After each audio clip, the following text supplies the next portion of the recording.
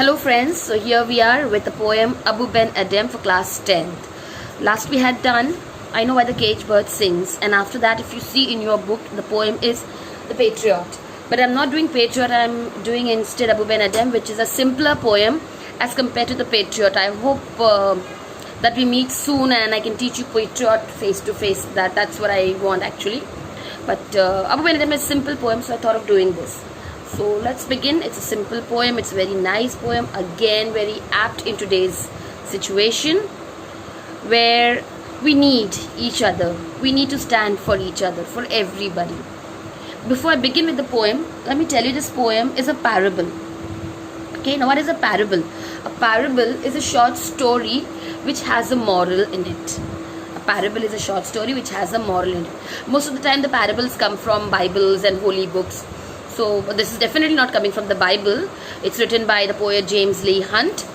It's a parable wherein it's a small story, a very short story which gives you a moral lesson.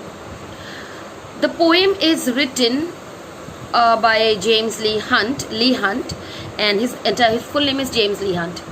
And it is about Abu Ben Adhem. Abu Ben Adhem is a person. Okay, now who is Abu Ben Adhem? Who is actually Abu Ben Adhem? That we need to write, that we need to understand, and why is the poet writing about him? Before we begin with the poem, I just want to talk to you about a little bit about Leigh Hunt, who was an English poet, a writer, an essayist. He was a liberal, and he claims that this poem, according to this poem, that the true worship is manifest through the acts of love and service that one shows to humankind. He believes that true service to God is not by just sitting and saying your prayers and reading holy books and chanting beads and all. The true service to God is serving his fellow beings. Let's understand more about this. So moving on to Abu Ben Adhem. Okay, so Abu Ben Adhem. Who is Abu Ben Adhem? Abu Ben Adhem is a character, a real life character who's not really Abu Ben Adhem, but Abu Ben Adhem is picked up from the character, a real life Sufi saint, Ibrahim ibn Adham. Now Ibrahim ibn Adham was a Sufi saint. Let's little bit know knowledge about, let's see some information about Ibrahim ibn Adham. I think you can get this clear. So the real Abu Ben Adhem is nobody else but Ibrahim ibn Adham. He was also known very well as Ibrahim Balkhi. 718 to 782 was his lifespan, and he is one of the most prominent of the early ascetic saints. Ascetic saints means who believed in a very spiritual lifestyle. Spiritual in the sense, I'm not talking about just being very related to only books, no, a very simple life, a simple living, an austere living, very simple life, simple food, simple house, everything very simple. In fact, giving up all the luxuries in the way of God. The story of his conviction. Now, why was Ibrahim Balkhi or Ibrahim ibn Adham so famous? Because due to the story of his conversion. Okay, and that is one of the most celebrated Sufi legends. It is believed that Ibrahim Balkhi was actually the king of Balkhi. Balkhi falls under the Gulf countries. So he was the king of Balkhi, and later he realized that this kingship or this riches is not so satisfactory, is not so pleasant, is not giving him that inner peace. And then he took to the other way, right? And what was the other way he took? He gave up his luxuries, he gave up his kingdom, his palace, his luxuries, and started to live a very simple and austere life. And he started serving people, only people, being there for people, for the sick, for the miserable, for the infirm, treating them, taking good care of them. So this is how he changed from a king to a Sufi saint. He became a Sufi saint, and he started working for people, for their betterment, curing the ailing people, taking care of the sick and diseased one. And this is how he became so famous, and he's one of the most celebrated Sufi saint. Okay, Ibrahim's countless act of righteousness and humble lifestyle which contrasted sharply with his early life of Balkhi as a king. So that's the reformation. So that was Ibrahim ibn Adham, who gave up the luxuries of life to serve human being, to serve mankind. And that deed of his probably somewhere influenced our poet so much that he has written a poem on Abu Ben Adhem. Okay, on Ibrahim ibn Adham by naming him as Abu Ben Adhem. Before we go on to the poem, I will just talk about the little moral also that we're going to learn. Now, Abu Ben Adhem reminds us of Jesus Christ's answer to the lawyer who wanted to know the greatest commandments of God. There was this lawyer who told Jesus that I want to know what is the greatest commandments of God. What has God said? What does God want from us? What is God's expectation from us? And Jesus told the man that God firstly says that love your God with your whole heart, with your whole mind, with your whole soul. That is what God wants from us. Total submission to God. Love God completely with your whole heart, your mind, your soul. And secondly, God says, love thy neighbor as thyself. That is God's command. If you remember the poem, The Cold Within, where the people were so cold to each other, so cold with their neighbors, that they did not adhere to God's command to love thy neighbor as thyself. And that brought all the consequences and downfall for them. Okay, so that's how it goes. So that poem is a contrast of Abu Ben Adhem. In that poem, they did not love each other. They did not support each other. They did not stand for each other. They were completely against each other. And that brought the downfall. They all died. They had to pay for their sins. But this poem is a complete opposite of that, where we have Abu Ben Adhem, who is a selfless person, who is always ready to help people, who is ready to work for people. Okay, and that's how the poet also says, or rather the lawyer says, a critic very well pointed rather, who said that how can you claim to love God? We say, oh, we love God, I really love God, God is there for me, I love God. How can you claim to love God whom you can't see? If you can't love the fellow being whom you can see, if you are seeing somebody in pain and trouble and you turn a blind eye to them, a deaf ear to them, and you say you love God, when you can't love God's creation, how can you love God? You are saying you love somebody whom you can't see, and His creation, what you can see, you are giving a deaf ear, you're giving a blind eye. That's not true love. So true love to God is true service to His creation, to His fellow, to the creation of His, to your fellow being. Okay, so let's begin with the poem Abu Ben Adhem by Leigh Hunt. It's a short poem, just on one page. Let's have a quick reading of it. Abu Ben Adhem, may his tribe increase, awoke one night from a deep dream of peace, and saw within the moonlight in his room, making it rich and like a lily in bloom, an angel writing in a book of gold. Exceeding peace had made Ben Adhem bold, and to the presence in the room he said, "What writest thou?" The vision raised its head, and with a look made of all sweet accord, answered, "The names of those who love the Lord." "And is mine one?" said Abu. "Nay, not so," replied the angel. Abu spoke more low, but cheery still, and said, "I pray thee then, write me as one that loves his fellow men." The angel wrote and vanished. The next night it came again with a great wakening light, and showed the names who love of God had blessed. And lo, Ben Adhem's name led all the rest. So here we are, and we begin with Abu Ben Adhem. The poet says, Abu Ben Adhem, may his tribe increase. The very first line, may his tribe increase, which means the poet in the very first line prays to God that God, we need more people like Abu Ben Adhem in this world. This world desperately needs people like Abu Ben Adhem. So he says that may there be many people like Abu Ben Adhem in this world. May his tribe increase. May his people of his kind increase in this world. So we move on to the story. Now what happened, and before I go with this thing, I will just tell you it in a story form, that understanding becomes much easier. So actually what happens here is we have Abu Ben Adhem, a very pious person, a very selfless person, a very helping, loving, caring person who's always there for his fellow being, ready to help them, ready to take care of them. Now being a very, very pious person, good at heart, he has not done anything wrong. At least what he believes in, that he has kept himself very pious, sincere towards God, sincere towards human being, fellow being, helping, taking care. So such a person who has a clear conscience will always be at peace. A person who does wrong, a person who is involved in doing wrong or harming others can never enjoy the peace.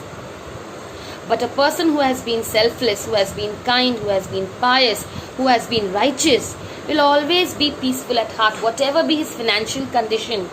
He may not have a lot of money, he may not have a lot of friends, he may not have a lot of riches, but he will always be at peace. And so here we have Abu Ben Adhem, who always found himself in peace, relaxed, always very peaceful, because he had a pious heart. He was a person of clear conscience, a righteous person. So what happened? This is the incident of a night when Abu Ben Adhem was sleeping. And what kind of sleep it was? It was a deep dream of peace. He was a deep dream of peace. You can say a very peaceful sleep, and he was dreaming of peace and tranquility, or he was in a deep meditative state. And suddenly he awoke from that deep sleep. Why? Something woke him up, because there was a flow of very bright white light into his room. Now where did this white bright light came in his room? And the light was such, it looked as if the entire moonlight is pouring in his room. His room was lit up with moonlight, and his room looked like a lily in full bloom, a lily flower which is white in color. So here the comparison of a lily flower in full blossom, it seemed the room looked like a lily in full bloom. This white light, but where was this white light pouring from? From the moon? It looked as if the moonlight had poured in, but no, it was pouring from something else, someone else. So what was it? And because of this bright light, bright awakening light, he got up to see what's it, and he saw there was bright light in his room, and he found that this light was pouring out from an angel. He found an angel sitting in his room and writing something. When Abu saw this angel sitting in his room and writing something, Abu approached to the angel, and he found that the angel was writing something in a book of gold. The angel was writing something in a book of gold. Abu was exceedingly peaceful. He was bold, courage. Why a person is bold? If you and I see an angel, we'll be scared. Oh my God, why this angel has come? Is he the angel of death come to take my life? But for Abu, it was not like that. I told you, he was a pious person, a righteous person. He was not scared, because he knows it very well. He has not done anything wrong, so why should I be scared? So looking at the angel, he did not feel scared, but rather he was happy that the angel has come to my house. That means God is happy with me, or I am a kind of person whom the angel is pleased with. So he was happy to see the angel, his room so lit, and that's what gave him all the courage to go and talk to the angel. He was not afraid, being a pious man. So he rushed towards the angel, looking at the beauty of the room, the shining, the glittering room. The angel so peaceful and writing in a book of gold. Now, angel is writing in a book of gold, because if the angel is writing, it's definitely writing something which is about God, which is something related to God, something for God. So the matter is very, very pious. Okay, the matter is very pious. The content of the book is something which is related to God, to heaven, purity. And that is why the angel is writing in the book of gold, because gold symbolizes purity. So so here Abu, seeing the angel in his room writing something in the book of gold, he approached the angel, and then he looked at the angel, and Abu questioned the angel. He had the courage, being a pious person, a person with a clear conscience. He was able to question the angel. And what did he say in the second stanza? And to the presence. Who's the presence? Nobody else but the angel. Presence is the angel. He spoke to the angel. He went and told the angel. He asked the angel. There was an interrogatory statement. There was a question. What writest thou? Abu asked the angel what the angel was writing. The vision. Who's the vision? The angel again. Raised its head. The vision. The angel looked at Abu. How did it look at Abu? Abu disturbed the angel in writing? Yes. But the angel looked at Abu with so much of love, affection, peace. The look was filled with love and peace, with sweet accord. The angel looked with sweet accord. and answered. So the angel was not disturbed by Abu's questioning, but with a lot of love and affection, with a lot of peace, the angel answered to Abu's question. The angel said that it was writing the names of those who love the Lord. The names of those who love the Lord. So the angel said to Abu that he is writing the names of the people who love Lord, who love the God. So that was the content that day. The angel was writing the names of all the people who love God. And Abu, knowing this, was eager to know whether his name is there in the list. He couldn't hold himself and asked, and is mine one? There again he poses a question. Is my name there in the list of people who love God? Have you written my name as a person who loves God? The angel looked at Abu and said, nay, not so. So the answer was a negative one. The angel answered in negation, saying that Abu's name was not in the list of people who love God. So, did Abu not love God? Did Abu have no love for God? Was Abu's heart empty from the love of God? Is it like that? No, Abu definitely loved God. Then why was his name not there? Maybe something else, maybe God. These are some other people who may love God more than Abu. So Abu's name is not there. This thing, all these things, all these thoughts that why my name is not there. Do I not love my Lord? Is my love not true to God? Probably these questions might have haunted him for some moment. And that's why Abu spoke low. Okay, when angel said this, Abu spoke low. He became a little low, a little soft-toned, a little disheartened. But not for long, because immediately he cheered up. Because he believed that whatever it is, Abu is always very kind and loving towards God's creation. And so, he told the angel, he prayed to the angel, he requested the angel, okay, fine. If my name is not there in this list, no problem. But if you write the names of people who love their fellow being, of people who love God's creation, then please do write my name. Because Abu was a person who believed in service to mankind, a person who always was ready to serve people, irrespective who they were, rich, poor, of any particular religion, of any particular caste, class, creed, status, whatever. He was always ready to help. Because for Abu, any person was just a human being, a creation of God.